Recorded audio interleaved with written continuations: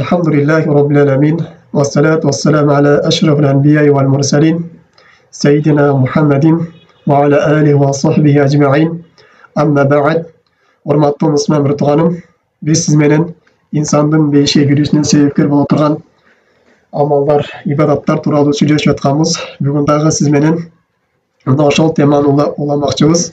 Бүгүнкү сиз менен токтоп кетүүчү темабыз бул иядатул марид, оорулуу адамды зиярат кылуу тууралуу болмокчу. Оорулуу адамды зиярат кылуунун сооптулугу, анын пайдалары жана анын фазилеттери тууралуу болмокчу.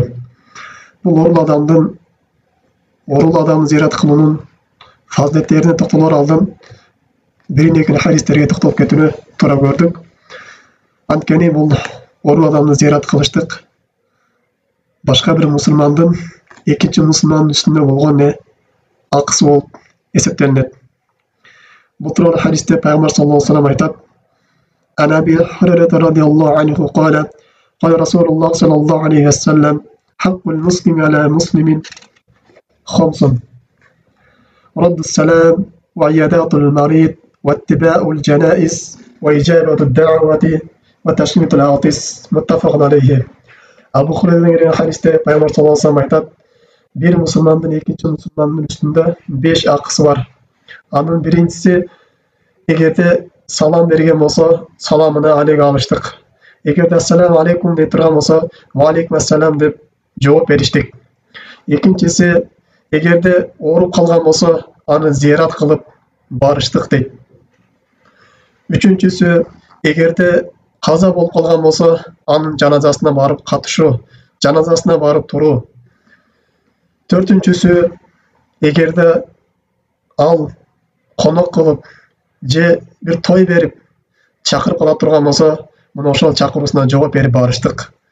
Бешинчиси, эгерде чүчкүрүп "Алхамдулилла" деген болсо, ага "Ярхамукаллах" деп айтыштык. Мына ошол 5 акысы бар дейт. Башка бир хадистерде 6 акысы бар деп келген. Демек, урматтуу Мусман Муртуганым, бул оорулуу адам зиярат кылыштык экинчи мусулмандын акысы экен. Башка бир хадистерде пайгамбар саллаллаху алейхи ва саллям мындай дейт: "Угудул марида ва ати'ул жаия ва факкул ания." Оорулуу адамды зиярат кылгыла дейт. Жана ачка адамды тойгузгула. Жана ошондой эле мусулмандардын бирөөсү туткунга түшүп калган болсо, аны азат кылгыла дейт. Бул хадисте пайгамбар саллаллаху алейхи ва саллям бизге буйруп жатат: "Угудул марида", оорулуу адамды зиярат кылгыла дейт. Ушул хадистен көпчүлүк алымдарыбыз айтат: эгерде бир адам ооруп калган болсо, ошол адамды зиярат кылыштык, аны караштык, анын акыбалын сурап туруштук, ага жардам берип туруштук башка бир мусулмандарга фарыз кифая болот дейт. Эгерде бир адам ооруп калып туруп, ошону эч бир мусулман кабар алып барбай кое турган болсо, мусулмандардын баардыгы күнөөкөр болот. Эми бүгүнкү күнүбүздө бир адам ооруп калып турган болсо, анын бир туугандары, эжелери, карындаштары жана балдары ушундай карашат, башка мусулмандардын фарыз кифая сакыт болот. Бирок ошол адамды зиярат кылып, абалын сурап барыштык башка мусулмандарга болуп калат? Сүннөт болуп калат. Ал эми кайсы бир жерде, кайсы бир шаарда, кайсы бир тала жеринде, айыл жеринде бир мусулман ооруп калып, мына ошодон башка эч бир мусулман кабар албай кое турган болсо, билип туруп анын абалын сурап барбай кое турган болсо, башка жалпы мусулмандар күнөөкөр болуп калат. Жана ошондой эле пайгамбар хадис улап не дейт? Ачка адамды тамактандыргыла дейт. Эгерде бир мусулман адам ачка калып жаткан болсо, бир мусулман кийими жок калган болсо, бир мусулман талада калган болсо, бир мусулман кыйналып аткан болсо, ошону башка мусулмандар ага каралашып, анын курсагын тойгузуп, ага кийим алып берип каралаштыгы башка мусулмандарга фарыз кифая болот. Өзгөчө мындай бүгүнкү күндө ошол Палестинада болуп жаткан окуя. Ошолар кыйналып жаткан кезде, алардын ачка, кийими жок, үшүп, оорушуп, дары-дармек таппай жаткан кезде, башка мусулмандар буларга каралаштык, алардан кабар алыштык, аларга колунан келген жардам жеткириштик, аларга парыз, аларга важип болуп эсептелинет. Эгерде ушул нерсени кылбай турган болсок, Қолымыздан келген жардамды көрсете албай тұрған болсақ, қиямат күнінде Аллах Тағала әрбір мұсылман пендені тұрғызып андан сұрайды. Паланча күні мындай мұсылман пенде қиналды эле, сен неге қабыл албадың? Паланча мұсылмандың сен үстүндө акысы бар эле ушундай кылыштык. Сен неге ошол нерсеге жардам бербедиң деп Аллах Тағала қиямат күнінде сұрайды. Эгерде биздин колубуздан мүмкүнчүлүк келип туруп, мына ушундай мұсылмандарға жардам бербей кое турган болсок, қиямат күнінде Аллах Тағала сөзсүз түрдө өзү берген неаматтан, өзү берген күч кубаттан бизден де сурап алат. Эми ушул орунуну зыярат кылуу боюнча келген хадистерди токтолуп турган болсок, анын фазилеттиги тууралуу. Пайгамбар саллаллаху ушундай хадис келет. Ани Саубан радиаллаху анху, Саубан радиаллаху анху, андан Аллах разы болсун айтат. Кала Расулуллах саллаллаху алейхи ва саллям, иннал муслима ида ада ахахул муслима лам язал фи хурфатил жанна хатта яржиа. Равахул Муслим. Пайгамбар саллаллаху алейхи ва саллям айтты, кайсы бир мусулман экинчи мусулман бир тууганы ооруп калган кезде аны зыярат кылып бара турган болсо дейт, ал кайра үйүнө кайтып келгенге чейин 5 бактарынан болгон бир бакта болот дейт.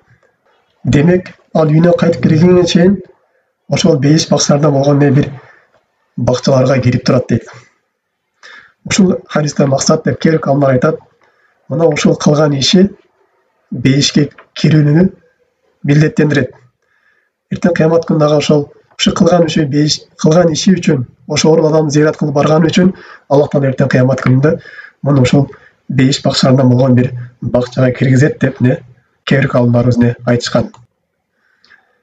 Жана дагы башка хадистерде Али радиаллаху анху кала, Али андан Аллах Таала разы болсун айтат. Самиату Расулуллах саллаллаху алейхи ва саллям якул. Аллахтын элчиси айтып жатканын мен уктум. Саллаллаху алейхи ва саллям. Ма мин муслимин яуду муслиман кудватан илля салла алейхи 70,000 малакин хатта юнси. وإن عاده عشية إلا صلى عليه 70,000 ملك حتى يصبح وكان له خريف في الجنة. رواه الترمذي. Кайсы бир мусулман экинчи мусулман ооруп калган кезде аны зыярат кылып эртең менен бара турган болсо дейт, мына ошол күнү кеч киргенге чейин ага 70,000 периште дуа кылып турат дейт.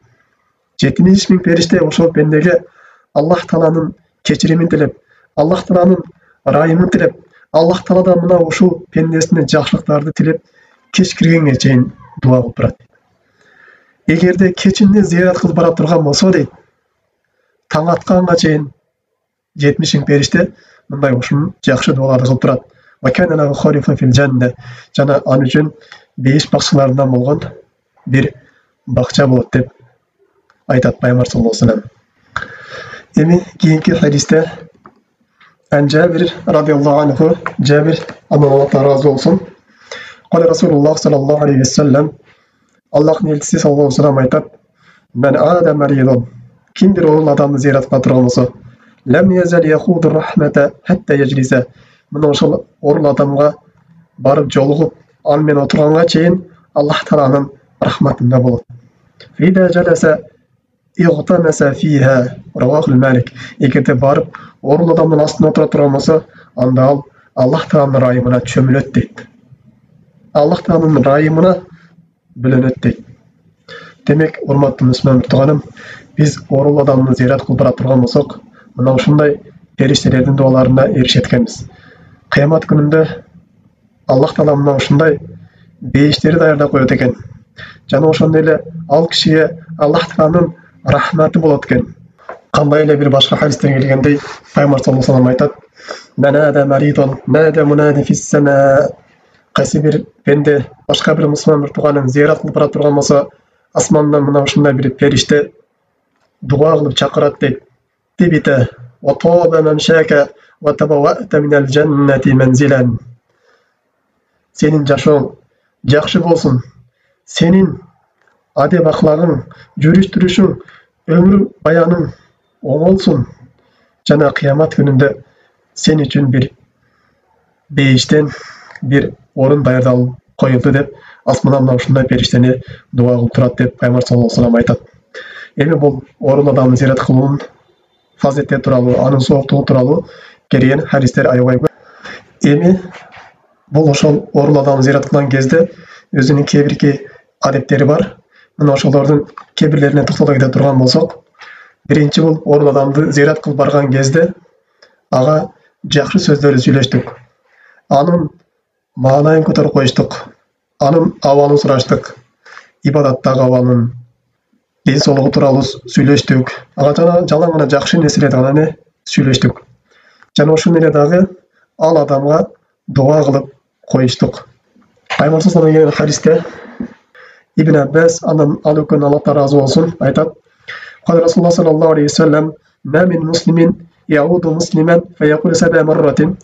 Кайсы бир мусулман экинчи мусулман зыярат кылып барган кезде дейт, ага 7 жолу ушинтип дуа кыла турган болсо, "Ас'алуллаху ал-азим, Раббал аршил азим, ан яшфияка илля шуфия." Улуу болгон Аллах Тааладан сураймын, улуу арштын ээси болгон, Роббу болгон Аллах Таала менен сураймын, Аллах Таала сага шифа бермелигин деп 7 жолу дуа кыла турган болсо, ошол адамды шифа таап кетет дейт. Эгерде анын ажалы эле келип калбаган болсо деп пайгамбар саллаллаху алейхи ва саллям айтат. Жана ошону эле оорул адамга барганда эмне кылып коюштук? Ага дем салып коюштук. Кул аузу роббин нас, кул аузу фалак, кул хул ахад сүрөлөрүн окуп дем салып коюштук. Жана ошону эле дагы башка Куран сүрөлөрдөн дагы дем салып коюштук. Жана билген дуаларынан ал кишинин маанайын көтөрүп дуа кылып коюштук. Жана андан кийинки дагы адептеринен ошол зыяратка барган кезде ниетти түз кылыштык. Пайгамбар саллаллаху алейхи ва салламдын буйругуна ээрчип атам, шариатка ээрчип атам, калыс Аллах үчүн барып атам деп ниетти түздөш керек. Ошол ниет түздөгөндө гана биз жогоруда айткан соопторго ээ боло алат. Менин тууганым эле, менин жакыным эле, эртең барбасам мага да келбей коет деп ушинтип бир башка ниеттерге барбастан ниетти түздөп Аллах үчүн зыярат кылып коеюн деп ушундай бара турган болсо, ушул жогоруда айткан биз айткан соопторго ээ болот. Пайгамбардан келген хадисте айтат: "Мен таwadda fa ahsana al-wudu'an wa 'ada akhahu al-muslim muhtasiban." Кайсы бир мусулман үйүнөн жакшы даарат алып туруп, андан кийин башка бир мусулман бир тууганын зыярат кылып бара турган болсо дейт, "Бу'ида мин жаханнам масирата 60 kharifan." Ал тозоктон 70 жыл алысталат дейт. 70 жылдык жолду не кылат дейт, тозоктондан алыстатып коюшат дейт. Демек бул жерде биз көрүп отурган нерсе мухтасибан дейт. Ниетин түздөп бара турган болсо деп пайгамбар саллаллаху алейхи ва саллям айтты. Андан кийинки дагы адептеринен ошол оорулуу адамга бериле турган сооптор тууралуу эскертиштик. Мурда ден соолугу чын абалда жетип жүргөн соопторуна мына оору себептен ошол ибадаттарды аткара албай калган болсо, мына ошол нерсенин сообу берилет экени тууралуу, жана ушул келген оорусу Аллах Тааланын тагдырынан деп билип, Аллах Тааладан ушул деген оорусуна ыраазы болуп, андан сооп үмүт кыла турган болсо, Аллах Таалага чексиз сооптор берет экени тууралуу ага бир жакшы динден насихаттарды айтыштык. Жана дал ошондой эле ага диндеги эгер билбеген маселе болгон болсо, ошол үйрөтүп чыгыштык. Мисалы үчүн кандай десе, намазындагы же дааратындагы ушундай маселелерди кылыштык, ага үйрөтүп чыгыштык. Андан кийинки дагы адептеринен ошол барган кезде анын алдында көпкө отурбаштык. Убакытты көп созбоштук. Ашыкча сөздөрдү сүйлөбөш керек. Бир гана ошол оорул адам өзү сурана турган болсо, же оорул адамдын акыбалы ошол нерсени көтөрө турган болсо, мына ошондо гана отурса болот. Анткени бул оорул адам боло турган болсо, сиз анын кайрадагы бир кыйынчылыкка, бир ойго салып коюшуңуз мүмкүн. Ошон үчүн анын жанында болгон кезде тез отуруп, тез сунат чыгып кетиштик. Пайгамбар саллаллаху алейхи ва саллям келет. Пайгамбар саллаллаху айтат: "Ал-иядату фуаqa naqatin" дейт. Зыярат кылыштык бул төөнүн саагандай дейт. Кандай дегенде, ошол төөнүн баласын эмдирип, ийдирип, кайра алып, саап туруп, кайра ийдиргенде убактычалык туруу дейт да. Башка бир хадисте пайгамбар саллаллаху айтат: "Афдалу иядати суратул кыям" дейт.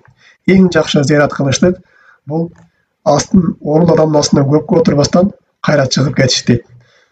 Абдулла ибн Аббас айтады: "Мина суннати тахфифул жулус ва қиллату сахаби фил иядати индал марид" дейді. Сүннет бұл есептелінеді орын адамның астында көп отырбаштық. Жана ошондой эле орун адамдын астында көп ихтилап боло турган, орун адамды бир кайгы түшкө сала турган сөздөрдү сүйлөбөштүк деп Абдулла ибн Аббас айтат. Андан кийинки дагы адептеринен барган кезде ошол орулуу адамдын дуасын алып калыштык.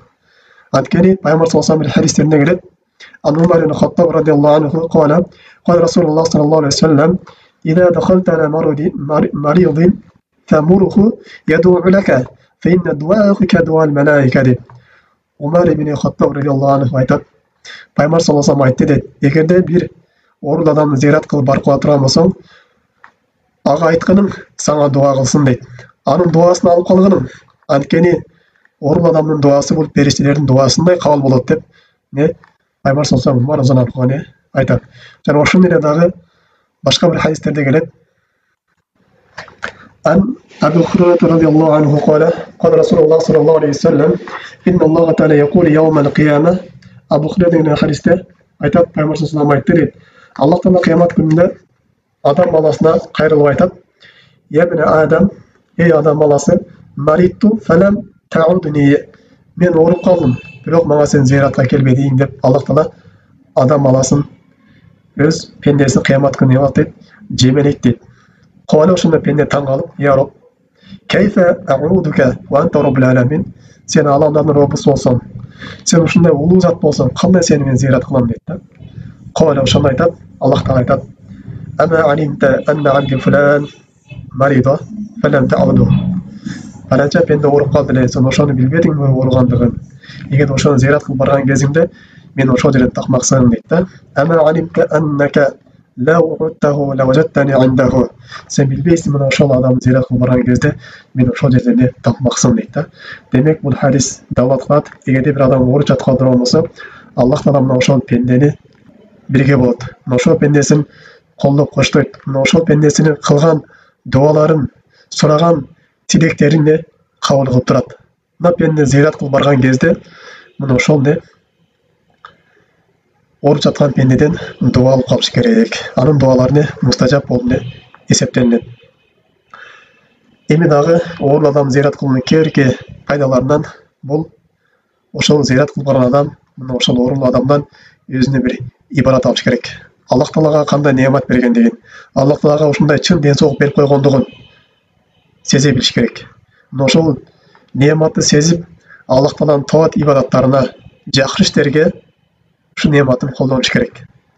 Ал пенде кайсы бир учурда мына ушул ооруп жаткан адамдын акыбалына түшүп калуусун билиш керек. Ал пенде эгерде Аллах Таала ушундай неамат бербей турган болсо, Аллах мына ушинтип ооруп жатып калат экендигин бир сезе билип, Аллах Тааланын неаматтарын сезип, туура жолго кылыш керек, пайдаланыш керек. Субханака Аллаху ва бихамдик, ашхаду ан ла илаха илля анта, астагфирука ва атубу илейк. Ассаламу алейкум ва рахматуллахи ва баракатуху.